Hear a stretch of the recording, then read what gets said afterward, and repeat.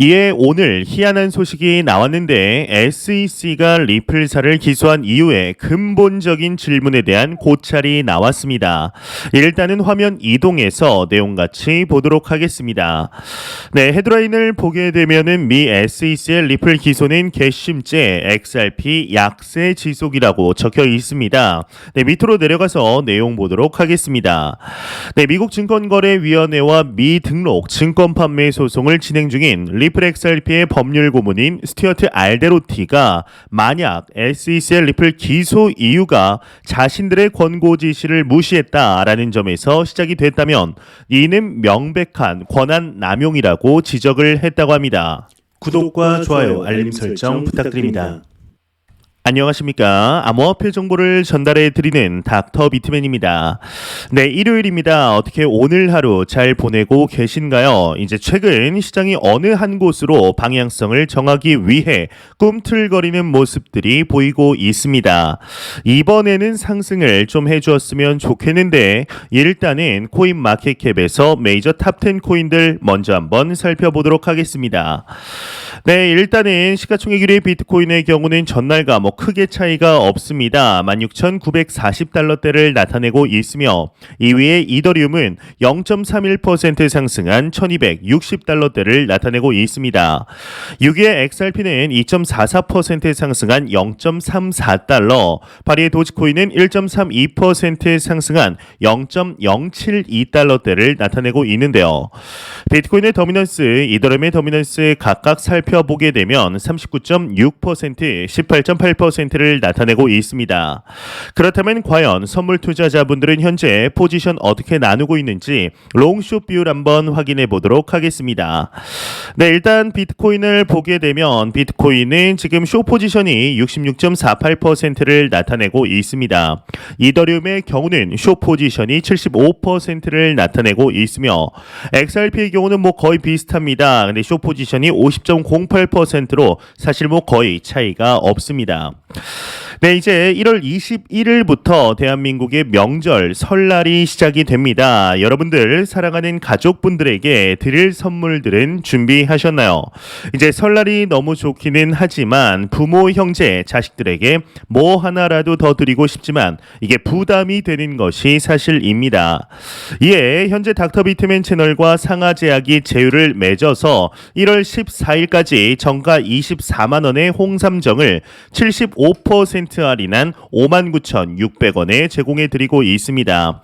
이제 워낙 할인폭을 크게 하기 때문에 이 담당자분과 상의하여 진행하기로 결정하였는데요. 이제 어떠한 선물이든 받는 사람이 즐거워야 좋은 선물이겠죠. 이 홍삼 받고 5만원대라고 생각하시는 분들은 없으리라 생각합니다. 네, 이제 선착순 한정으로 진행이 된다고 하니 필요하신 만큼 미리 준비해 두시면 조금 더 마음 편한 설날을 보내실 수 있지 않을까 싶은데요.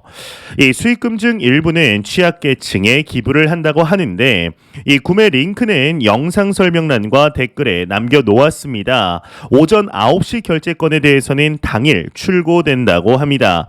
들어오셔서 이번 설날 선물 걱정 덜으셨으면 좋겠습니다. 네, 가상자산 시장이 이제 신년부터 심상치가 않은 모습들을 계속 보여주고 있습니다. 거래소 후오비 글로벌의 퍼드 바람부터 시작해서 전 세계 1위의 비트코인 펀드를 운영하고 있는 그레이스케일의 모 회사 디지털 커런시 그룹의 자회사 제네시스가 FTX 사태를 해결하지 못하고 현재 파산 보호를 검토 중이죠. 또한 글로벌 1위의 암호화폐 거래소 바이낸스의 경우는 이 고팍스 인수 협상이 막바지에 접어들게 될 뿐만 아니라 이 페이코인은 금감원의 승인을 받지 못하여서 내달 5일 이제 서비스를 종료하게 됩니다. 이제 또한 미국의 고용 지표가 지난 6일 발표가 되었는데 신규 일자리가 예상을 웃돌고 실업률은 예상보다 낮았습니다. 이제 시간당 평균 임금은 예상치에 미치지 못하였고 시장이 딱 원하는 그림을 그려주게 되었죠. 이처럼 새해가 시작이 되면서 많은 일들이 연쇄적으로 나옴으로써 어느 한쪽으로 방향이 확실하게 진행이 될 준비를 하고 있는 것으로 보이는데, 이제 지난해 비트코인은 꾸준한 하락세를 보였습니다. 작년 5월이죠. 이제 5월 터진 그 테라 루나 사태로 암호화폐 시장은 요동을 쳤었죠. 이 사태의 여파로 비트코인은 2만 달러 아래로 떨어지게 됩니다. 이후 가격이 점차 안정화되는 듯 했지만 암호화폐 거래소 FTX의 붕괴로 인해 다시 한번 급락하는 모습을 보이게 되었는데요. 이제 2012년 이후 비트코인은 여러 차례 강세장과 약세장을 겪었습니다. 일단 이 데이터를 조금 더 확대해서 보여드리도록 하겠습니다. 지금 보시는 이 그래프의 빨간색 선은 비트코인의 2년 이동 평균 가격의 5배를 곱한 것인데, 녹색 선은 2년 동안의 비트코인 가격의 평균을 나타낸 것입니다. 이 노란색은 비트코인 가격을 나타낸 것인데요. 이제 강세장에서는 비트코인이 3번가량 빨간색 선에 닿는 모습을 보였었습니다. 하지만 현재 비트코인은 녹색 선인 2년 이동평균선 밑에서 거래되고 있는 것을 확인할 수가 있는데, 이는 전형적인 약세장이라는 해석이 되게 됩니다. 이제 지난 약세장을 참고한다면 약 1년에서 2년 동안 이 구간에 머물러 있던 것을 확인할 수가 있습니다. 또한 비트코인 지갑 주소 현황을 활용하여 개인 및 고래의 현황을 한번 확인해 보도록 하겠습니다. 네, 지금 보시는 데이터는 비트코인 주소 현황을 확인할 수 있는 온체인 데이터입니다. 이제 빨간색이 비트코인 주소수, 파란색이 비트코인 가격을 나타내게 됩니다. 이제 보게 되면은 지난 1년 동안 약 360만 개를 넘으며 약세장에도 많은 투자자들이 비트코인을 소유하려는 것을 확인할 수가 있습니다. 이제 반면 고래 투자자들은 감소세를 보여주고 있는데, 이 데이터, 지금 보시는 데이터는 1000개 이상의 비트코인을 보유하고 있는 지갑을 보여주는 온체인 데이터입니다. 이 빨간색이 비트코인 주소 수이고 파란색이 비트코인 가격을 나타내게 되는데, 아쉽게도 지난 3월 갑작스레 급등했다가 현재 꾸준히 하락하고 있는 것을 확인할 수가 있습니다. 그런데 또 희한하게 1000개 이상의 비트코인을 가지고 있는 고래들의 지갑은 줄어들고 있는데요. 이 10,000개 이상의 비트코인을 가지고 있는 주소는 또 다른 양상을 보여주고 있습니다. 네, 조금 축소를 해보겠습니다. 네, 지금 보고 계시는 데이터는 비트코인을 1만 개 이상 보유한 대형 고래들의 데이터를 보여주고 있습니다. 이제 비트코인 1만 개 있으면 과연 어떠한 기분일까요? 네, 아무튼 이제 녹색이 비트코인 주소 수이고, 이제 파란색이 비트코인 가격, 보라색이 30일간의 주소 변화량을 나타내는데요. 이 대형 고래들의 수는 오히려 증가하고 있는 것을 확인할 수가 있습니다. 이 말인즉슨 1000개 이상의 비트코인을 보유한 고래들이 판 것을 1만 개 이상 보유한 고래들이 매입한 것으로 해석할 수가 있는데요. 또한 6개월 이상 보관 중인 비트코인의 비율이 현재 약 75% 부근에서 머물고 있는데, 다수의 투자자들이 비트코인 투자를 단기가 아닌 장기 투자를 목적으로 장기적인 안목으로 바라보고 있음을 시사하고 있는 것이죠. 또한 해슐레이트도 점차 증가하는 추세를 보여주고 있습니다. 이제 지금 보시는 차트에서 하얀색은 비트코인 가격을 나타내며 파란색은 해슐레이트를 나타내게 되는데요. 이 비트코인 해슐레이트는 연초와 비교해서 시간이 갈수록 점차 증가하는 것을 확인할 수가 있습니다. 이제 연초 대비 11월에 해슐레이트가 무려 2배가 증가를 하였죠. 이 해슐레이트의 증가는 채굴 난이도의 증가를 일으키게 되고, 이 채굴 난이도의 증가는 채굴 비용의 증가를 일으키기 때문에 아쉽게도 채굴자의 수는 감소하고 있습니다. 결론적으로 지금의 하락장에도 버틸 수 있는 채굴 기업들은 계속해서 채굴 기술을 늘리면서 투자를 진행 중이고, 이 경쟁력이 떨어지는 채굴자들이 항복하고 있다, 사업을 접고 있다라는 의미로 받아들일 수 있는 것이죠. 현재 데이터들을 종합해 보았을 때 조금씩 낙폭을 줄이면서 진정 국면에 접어들었지만 가격 회복에는 시간이 다소 걸릴 것으로 보입니다. 저는 이 시기를 비트코인의 반감기가 진행되고 1년 뒤 2025년 2분기 정도로 보고 있습니다. 이때가 된다면 새로운 신고점을 향해 달려가고 있을 것이며 이미 2025년 정도에는 어느 정도 회복세를 띠며 이 시장에 관심을 꾸준히 보이면서 투자를 진행한 투자자들은 알아차릴 정도의 불장이 찾아오게 될 것입니다. 지금 떠나간 많은 투자자들이 다시 돌아오는 시기는 비트코인 가격 기준 이제 전고점이 아닙니다. 이 10만 달러를 돌파한다라는 소식을 들으면 그제서야 부랴부랴 들어오는 모습을 확인할 수 있을 것입니다. 이제 이러한 현상은 2020년, 2021년 비트코인의 가격이 2만 달러를 넘었을 때 확인할 수 있었으며 2만 달러라는 가격은 지금의 비트코인 6만 8천 달러, 즉 2017년의 최고점이었을 때 가격이었습니다. 2만 달러를 돌파하였을 때는 전혀 미디어에 나오지도 않았고 관심도 보이지 않았습니다. 이 3만 달러가 넘고 4만 달러가 넘었을 때 그제서야 들어오게 되었죠. 이 다음 상승장은 그때 들어온 투자자들을 위한 것이 아닙니다. 지금의 시기를 버티고 버틴 투자자들을 위한 것이죠. 지금의 인고의 시간을 어떻게 보내느냐에 따라서 미래 자산의 수준이 달라질 것을 아시고 투자하고 있는 자산에 대한 공부를 절대로 멈추지 않으시길 진심으로 바래 보겠습니다. 이러한 소식과 더불어서 매일같이 나오는 리플 XRP에 관한 소식이 오늘도 또한 나왔습니다. 현재 리플사의 경우는 미 SEC와의 소송으로 힘든 시간들을 보내고 있는 가운데 최근 소송 관련하여서 리플사에게 상당히 유리한 내용들 지속적으로 나왔습니다. 그런데 오늘 이제 희한한 소식이 좀 나왔는데 SEC가 리플사를 기소한 이후에 근본적인 질문에 대한 고찰이 나왔다고 합니다. 일단은 화면 이동해서 같이 내용 보도록 하겠습니다. 네, 헤드라인을 보게 되면은 미 SEC의 리플 기소는 괘씸죄, XRP 약세 지속이라고 적혀 있습니다. 이 밑으로 내려가서 내용을 같이 보도록 하겠습니다. 네, 미국 증권거래위원회와 미 등록 증권 판매 소송을 진행 중인 리플 XRP의 법률 고문 이 스튜어트 알데로티가 만약 SEC의 리플 기소 이유가 자신들의 권고 지시를 무시했다라는 점에서 시작이 됐다면 이는 명백한 권한 남용이라고 지적을 했다고 합니다.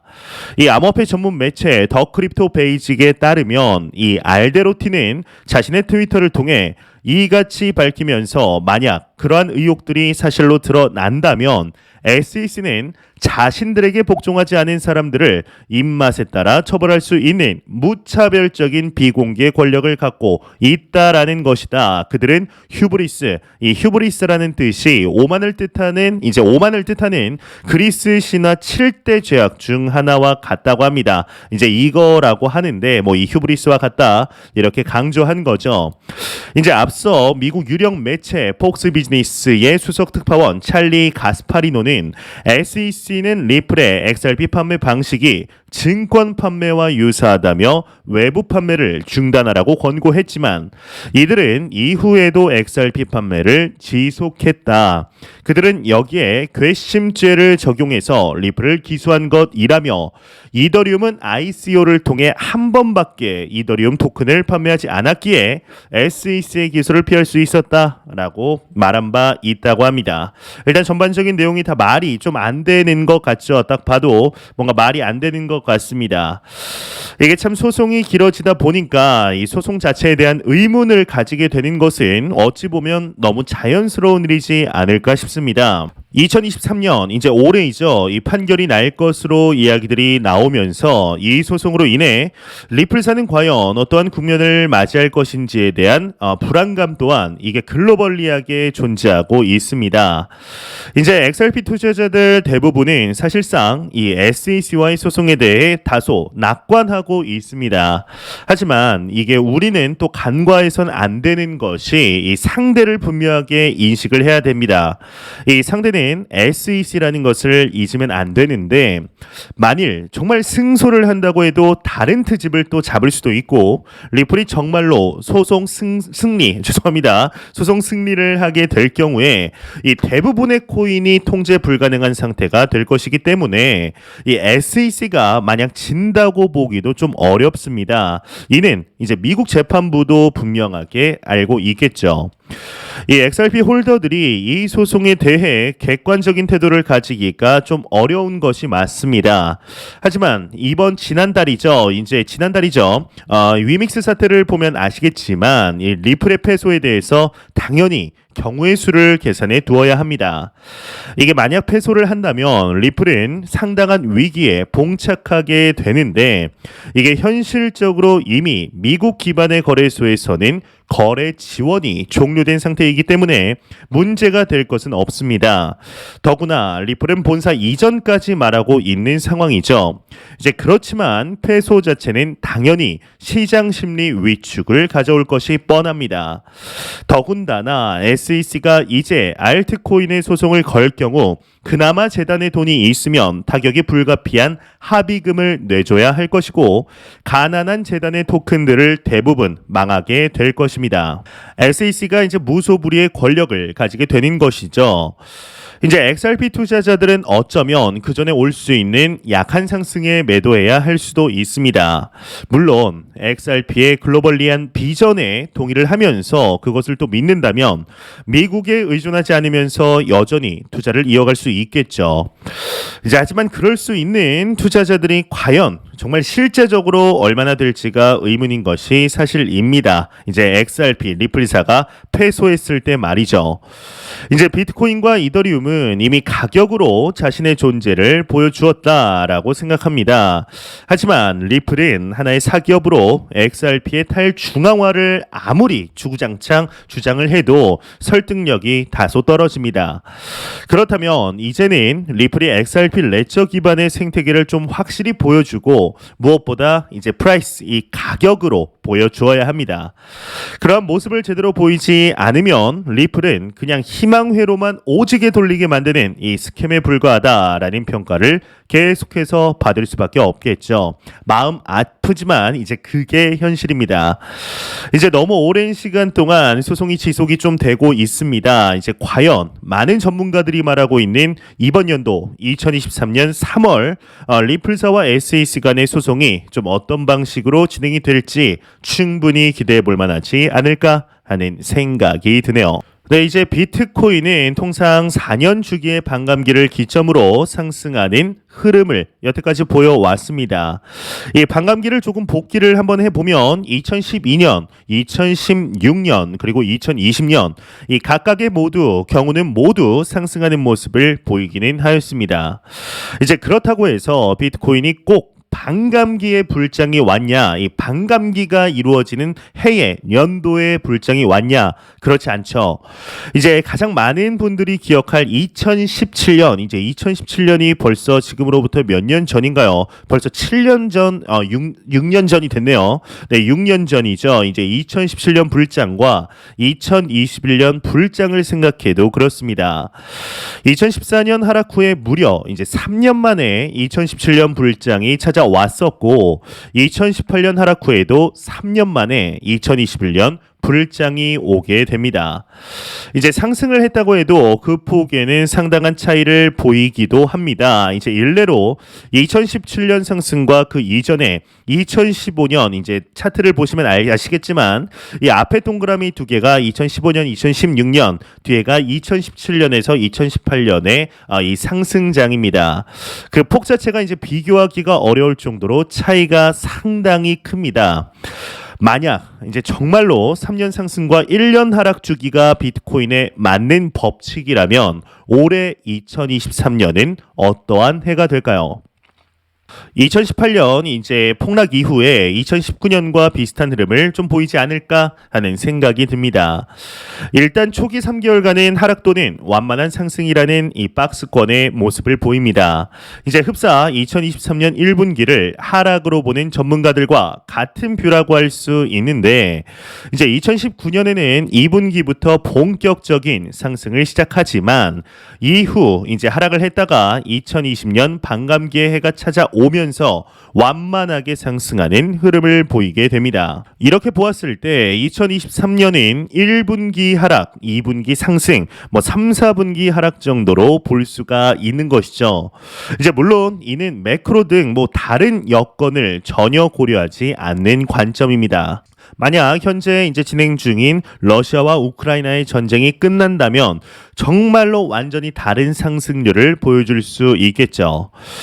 이제 몇몇 특이한 사람들을 좀 빼면은 2023년 올해 비트코인이 작년, 재작년과 같이 어마어마한 상승률을 보여줄 것이다. 완전한 불장을 보여줄 것이다. 라고 생각하는 사람들 거의 없습니다. 오히려 여기서 더 떨어지지 않으면 다행이다. 라는 방어 심리가 더 작용할 가능성이 큰 것이죠. 그렇다면 여기서 한 번쯤 생각을 해 보아야 합니다. 늘 예상대로 되지 않는 시장에 이 비트코인이 과연 연이은 하락 흐름을 보일 것인가 말이죠. 오히려 이제 몇 가지 호재들이 생기면서 상승 흐름을 타게 될 가능성도 큽니다. 그러한 점에서 보았을 때는 적당한 현금을 보유하면서도 비트코인을 분할 매수하는데 자금을 떼어둘 필요가 있습니다. 이제 저의 개인적인 견해를 밝히자면 2023년에는 예기치 않은 수준의 뉴스가 나올 확률이 분명히 있을 것이라 생각합니다. 다만 이후에는 오른 것이 좀 무색할 정도로 상당 부분 다시 빠지겠죠. 이건 어디까지나 저의 개인적인 의견입니다만 방금 전 말씀드린 전쟁은 또 완전히 다르게 생각을 하고 있는데 정말 올해 전쟁이 끝이 나게 된다라고 한다면 상승 후에 계속 추가적인 상승 후 소폭 하락은 있을 수 있겠지만 상승분을 어느 정도 유지시켜 줄 것이라는 것이 저의 관점입니다. 이게 아니라면 이제 결국 본 게임은 비트코인 반감기가 이루어지는 2024년부터이고 본격적으로 불장이라고 부를 수 있는 정도의 상승은 2025년이 되어야 할 것이라고 생각하는데 이제 이때까지는 어떻게든 주요 자산들의 비중을 늘려 놓아야 합니다. 이 주식이 최고라고 할 때 주식만 들고 있으면 망하고 이 현금이 최고라고 할 때 현금만 들고 있으면 기회를 놓치게 됩니다. 이제 항상 적당한 분배가 중요하겠죠. 이제 참 힘든 시간들 반복이 되고 있습니다. 이제는 끝이겠지 싶으면 또 하락하고 여기서 더 하락할 일이 있을까 싶으면 또 하락하죠. 하지만 우리는 절대로 투자에 대한 공부 멈추면 안 되며 이제 여러분들이 투자하고 있는 자산에 대한 공부 절대로 멈추지 마시길 바랍니다. 이제 그러기 위해서는 매 영상 말씀드리지만 절대로 단기적인 시각이 아닌 장기적인 시각으로 또한 오랜 시간 동안 함께 할 수 있는 여유 자금을 통하여 투자를 진행하시길 진심으로 바래 보도록 하겠습니다. 제가 준비해온 소식은 여기까지입니다. 영상이 도움이 되셨다면 구독과 좋아요 그리고 광고 한 편만 처음부터 끝까지 시청 부탁드립니다. 이 채널은 오직 광고 수익으로 운영이 되게 됩니다. 항상 영상 시청해 주시는 시청자분들, 구독자분들 너무나 감사드립니다. 오늘 남은 시간 잘 마무리하시길 바라면서 저는 더욱 도움이 되는 영상으로 찾아뵙도록 하겠습니다. 지금까지 닥터 비트맨이었습니다. 감사합니다.